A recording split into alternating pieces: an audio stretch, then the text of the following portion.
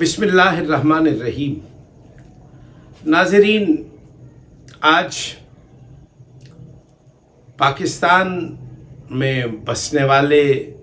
26 کروڑ عوام جو جذبہ حب الوطنی سے سرشار ہیں، ان کی طرف سے اپنی طرف سے وطن عزیز سہنی دھرتی پاکستان کی عسکری قیادت کی جانب سے اور پاکستان کی سیاسی قیادت کی جانب سے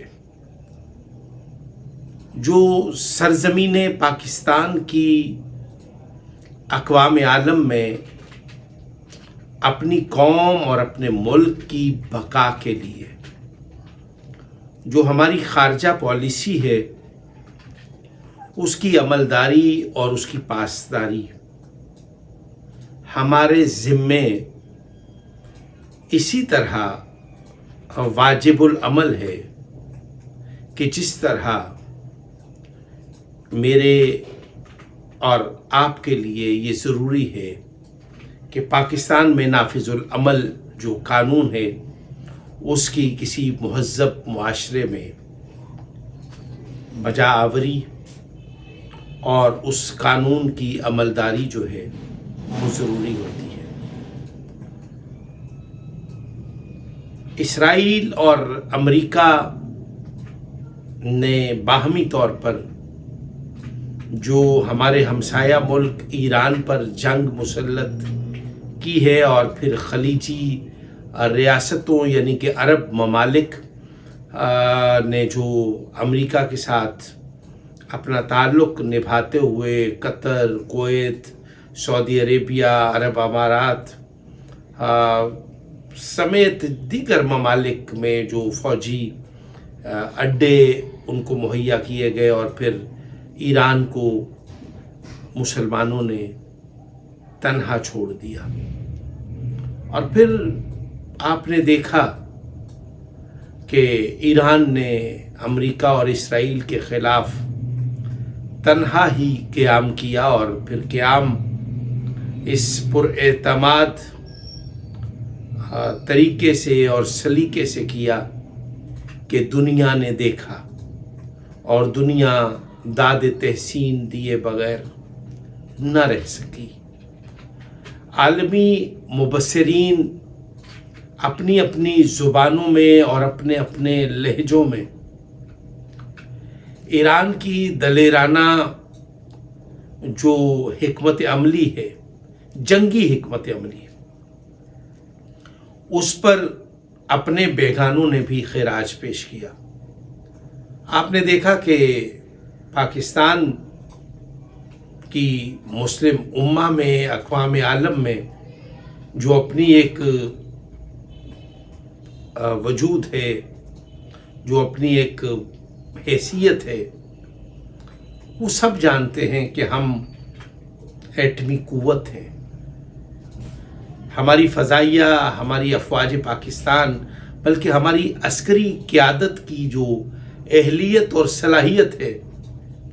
وہ دنیا کی دلیر، بہادر اور مضبوط قومیں اس کا اعتراف کرتی ہیں، اور اس کے ساتھ ساتھ جہاں پہ ہماری عسکری قیادت کا بھی ایک اہم کردار ہے اقوام عالم میں، اسی طرح پاکستان کا اپنا ایک وجود، مقام، مرتبہ اور اس کا اپنا ایک تشخص ہے۔ ہمسایہ ملک ایران پر جو اسرائیل اور امریکہ نے حملہ کیا، سب لوگوں نے شور غوغا واویلا کیا، اور سب سے پہلے ایران کے سپریم لیڈر آیت اللہ خامنائی کی جو مظلومانہ شہادت ہے، اور ایک 86 سال کی عمر میں میں یہ سمجھتا ہوں کہ اس کے بعد بندہ کتنا جی لے گا، اور اگر 86 سال زندگی جینے کے بعد بھی بندہ طبعی موت مر جائے تو میں سمجھتا ہوں کہ وہ کوئی موت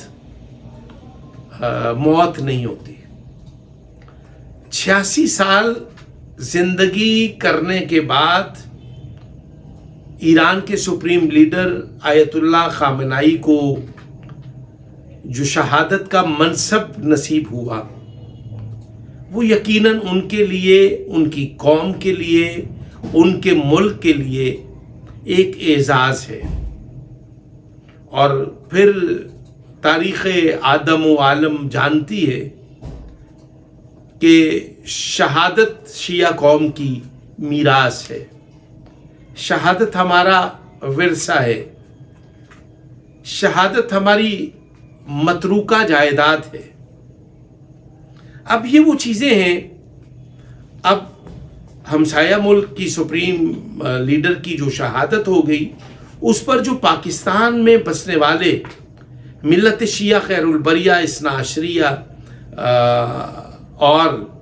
شیعہ عقائد کے حامل افراد نے جو احتجاج کیا،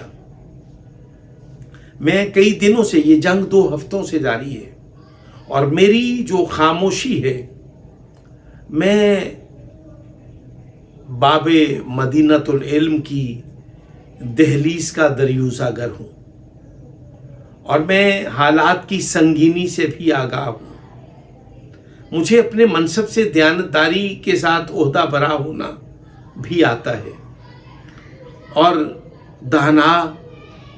اور حکماء کی یہ روایت ہے اور ان کی یہ تربیت ہے کہ جب کبھی حالات بدترین صورتحال اختیار کر جائیں، اس میں آپ خاموشی اختیار کریں۔ پاکستان میں ملت شیعہ کی جو قومی دھارے کی قیادت ہے، اس نے اور شیعہ قوم نے جو ہمسایہ ملک ایران کے سپریم لیڈر آیت اللہ خامنائی کی مظلومانہ اور اندوہناک شہادت، اور شہادت بھی ایسی کہ اسرائیل کے ہاتھوں، اسرائیل کی بدترین بمباری کے بعد ان کی شہادت، اور پھر شہادت اس طرح سے کہ ان کا جو سہولت کار تھا، ان کی شہادت کی، ان کی موجودگی کی نشاندہی کرنے والا جو ایران ہی کی افواج کا ایک جرنیل تھا، پھر اس کو بھی ایرانی قوم نے جو سزا دی ہے وہ سوشل میڈیا، الیکٹرانک میڈیا پر موجود ہے۔ یہ ذرا ساری چیزوں کو آپ جمع تفریق کریں۔ پاکستان میں جو احتجاج ہوا ہمسایہ ملک کے سپریم لیڈر کی شہادت پر، اس پر میں ذاتی طور پر میں ایک مہذب معاشرے کا حصہ ہوں، اور میں ایک جمہوری ملک میں زندگی کر رہا ہوں، اور میں بالکل آزادانہ رائے کا اختیار بھی رکھتا ہوں، اور میں صرف یہ کہنا چاہتا ہوں کہ سب سے پہلے پاکستان میری کسی حرکت کی وجہ سے میری قوم پر، میرے ملک پر کوئی دوسرا شخص اگر سوالیہ نشان مرتب کرے تو مجھے ڈوب مرنا چاہیے۔ ملت شیعہ خیر البریہ اثنا عشریہ پاکستان کی جو قومی دھارے کی قیادت کے لوگ ہیں،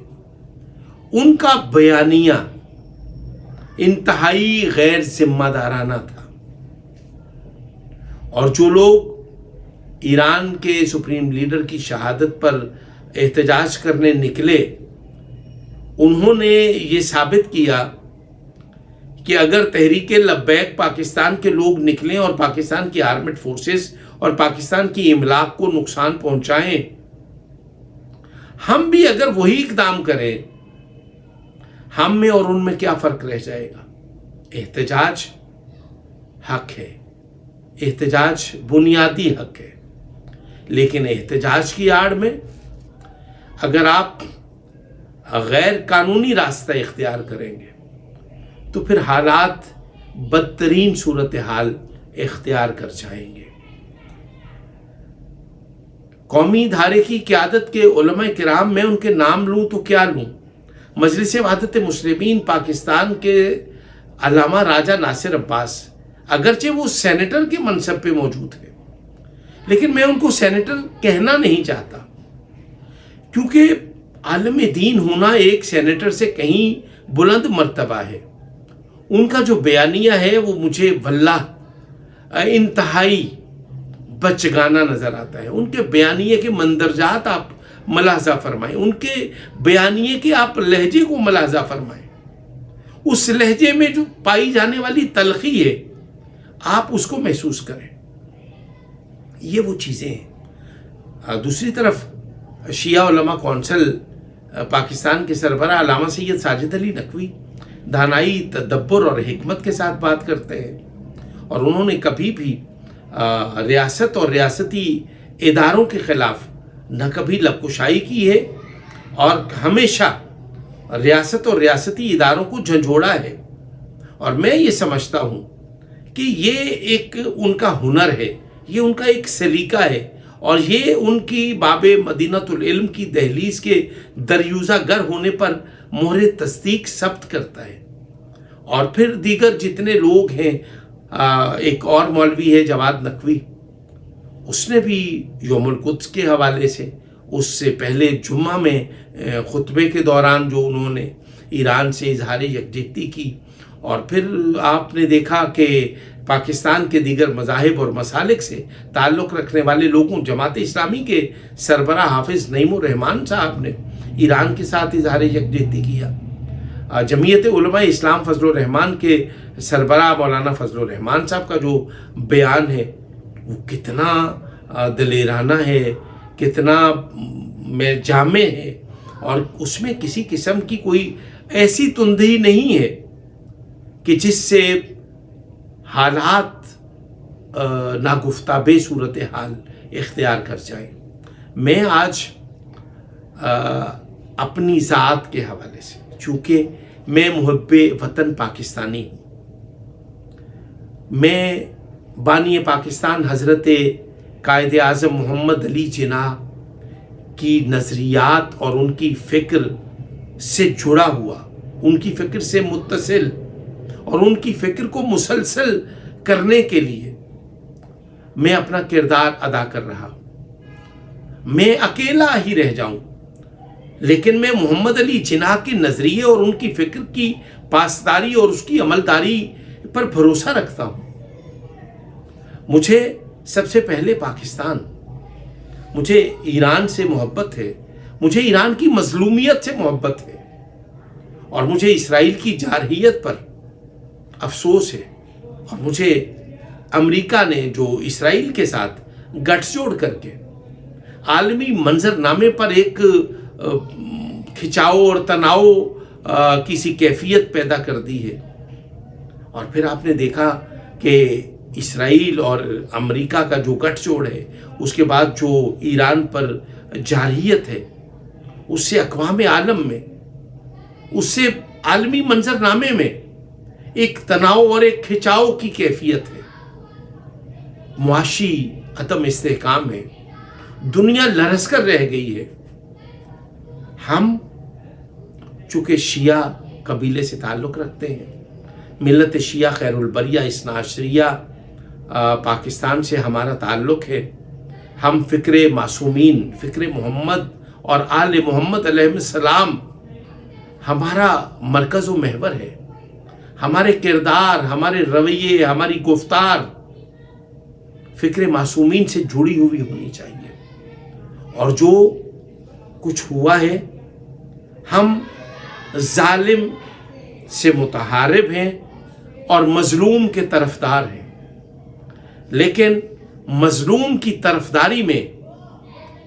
ہم اپنے ذات کو، اپنی دھرتی کو، اپنے گھر کو، اپنے مکان کو، اپنے وطن کو، چونکہ میرے مولا کا فرمان ہے کہ وطن کی محبت جزو ایمان ہے. ہم ہمسایوں کی محبت میں وطن عزیز سونی دھرتی پاکستان کے وجود سے کہیں کھلواڑ تو نہیں کر رہے. راجہ ناصر عباس کا جو بیانیہ ہے، اس میں جو زہر بھرا ہوا ہے، اس میں جو تلخی ہے، آپ ان کے بیانیے کے مندرجات کو ملاحظہ فرمائیں، ان کو زیب نہیں دیتا. میں بطور محب وطن پاکستانی، بطور شیعہ اثنا عشری، میں ایران کے مظلوموں اور ایران کے ساتھ اظہار یکجہتی کرتا ہوں. میں اسرائیل سے بیزاری کرتا ہوں. میں اسرائیل سے بد دلی اور بدگمانی کا اظہار کرتا ہوں. لیکن پھر میں یہ کہوں گا کہ سونی دھرتی پاکستان کی اپنی ایک خارجہ پالیسی ہے، ہماری اپنی ایک داخلہ پالیسی ہے.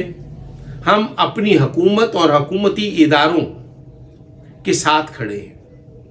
ہم ہمسایہ ملک ایران کی مظلومیت پر ان کے طرفدار ہیں اور ان کی حفاظت کے لیے دعاگو بھی ہیں. لیکن ایک بات پھر سے کہوں گا، سونی دھرتی پاکستان میں بسنے والوں، محمد علی جناح نے آپ کو ایک پیارا وطن دیا. اس کی حفاظت، اس کی سلامتی اور اس میں جینے کے لیے آپ کو خوشگوار ماحول پیدا کرنے کے لیے آپ کو اپنے حصے کی شمع روشن کرنی ہے. ہم تنہا رہ جائیں، ہم اکیلے رہ جائیں، لیکن حق بیانی کو اپنا شعار سمجھتے ہیں. پاکستان